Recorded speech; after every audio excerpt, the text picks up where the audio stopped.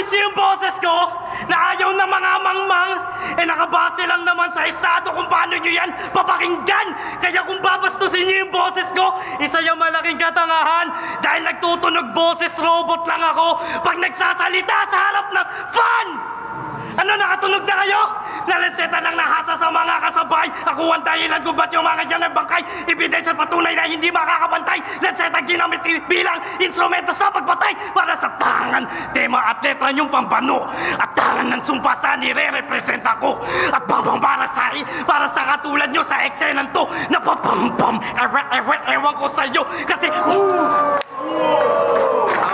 instrumento sa pagpatay para sa tangan, tema at letra niyong pambano. At tangan ng sumpa sa nire-represent ako. At bambang para sa tulad nyo sa eksenan to. Napapampam, ewan ko sa'yo. Una ba't kung mga katapat? Puro bago at pumantay pa tsaka tumapat. Subok na to, pagdangina tapos panaywa. Gusto ba nyo kumusta to? Sunog tapos luto at yung uso kamay gulong nabubulok. Kaso gutom ngayon, busog na.